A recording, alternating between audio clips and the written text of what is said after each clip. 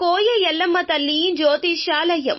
ఎక్కడెక్కడ ఉన్న వారికైనా ఫోన్ ద్వారానే జ్యోతిష్యం చెప్పబడును. విద్య, ఉద్యోగం, వ్యాపారం, ప్రేమించిన వారు దూరం కావడం, భార్యాభర్తల మధ్య గొడవలు, అత్తాకోడళ్ల మధ్య మనస్పర్ధలు, కుటుంబ సమస్యలు, ఆర్థిక సమస్యలు, పెళ్లి కుదరకపోవడం, సంతానం ఆలస్యం కావడం, స్త్రీ పురుష వశీకరణం, చెడు ప్రయోగ నివారణ మొదలగు ఎటువంటి సమస్యలకైనా పరిష్కారం చూపగలరు. స్త్రీ పురుషులకు ఎటువంటి సమస్యలు ఉన్నా నమ్మకంతో కాల్ చేయండి.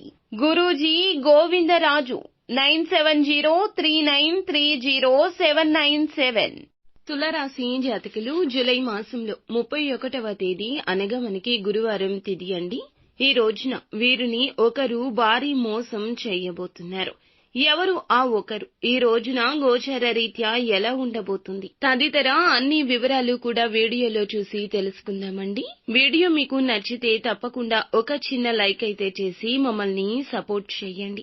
ఇక ఆలస్యం లేకుండా వీడియోలోకి అయితే మనము వచ్చేద్దాము. ఈ రోజున మీ పతి పత్నిల మధ్య శారీరక సంబంధం కలిగిన ద్రోహం మాత్రమే కాదు, ఆర్థికంగా కావచ్చు, భావోద్వేగంగా కావచ్చు, స్నేహ సంబంధాల స్థాయిలో కావచ్చు, మీరు అండగా ఉండాలి అనుకున్న వ్యక్తే అడ్డదారులు కూడా తీయడం జరగొచ్చు. ఈ మోసం ఈ రోజున మీకు జరగనుంది.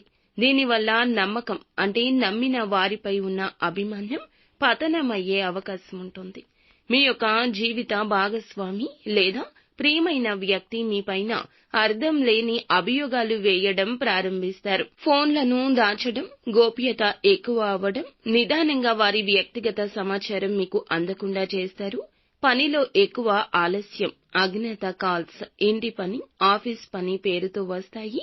ఇక మీ యొక్క మాటలు పట్టించుకోకపోవడం, చాలా కూల్గా వ్యవహరించడం మొదలవుతుంది. ఈ రోజున స్పష్టంగా ఈ మార్పు కనిపిస్తుంది. ఈ లక్షణాలు పట్టించుకోకపోతే ఒక పెద్ద మోసం జీవితాన్ని కలతపరుస్తుంది. మీ ఇంట్లో నమ్మిన వ్యక్తి, జీవిత భాగస్వామి లేదా బంధువు లేదా మీ బ్యాంక్ అకౌంట్స్, మీ పాస్వర్డ్లు, మీ సంపాదన మీద పట్టు పొందుకునేందుకు తీవ్రంగా ప్రణాళిక చేస్తున్నారు. ఒక అన్య వ్యక్తి అంటే మీ యొక్క పాత స్నేహితుడు మళ్లీ మీ జీవితంలోకి వచ్చి మీ భార్య లేదా భర్తతో సంబంధం ఏర్పరచుకునే అవకాశం ఉంది. ఒకసారి మీరు పనిలో లేకపోయిన సమయంలో మీ ఇంట్లో ఉన్న డాక్యుమెంట్స్, విలువైన వస్తువులు చాలా వరకు హరించబడొచ్చు. ప్లాన్ ప్రకారం జరుగుతుంది. శని భగవానుడు ఈ రాశిలో ఉండడం వల్లే ఈ విశ్వాస పరీక్షలు తీవ్రంగా ఉంటాయి. మీరు నమ్మిన వారే మిమ్మల్ని ఈ రోజున అతిగా మోసం చేయబోతున్నారు. మాయ, మోసం, మానసిక గందరగోళానికి రాహువు కారకుడు. 3వ స్థానంలో ఉండడం వల్ల ఈ దుష్ప్రభావం బంధువుల రూపంలో వస్తుంది. భావోద్వేగాలు అణచివేయడం, సందేహాలు, నిశ్చయాలు కలగడం మొదలవుతుంది. మీలో అస్థిరత పెరుగుతుంది. ఈ యొక్క అపాయాన్ని నివారించాలంటే ఖచ్చితంగా పూర్తిగా నిశ్శబ్దంగా పరిశీలించండి. ఏమీ ఎవరిని అనకండి. వాళ్ళ ప్రవర్తన, మాట్లాడే తీరు గమనించండి.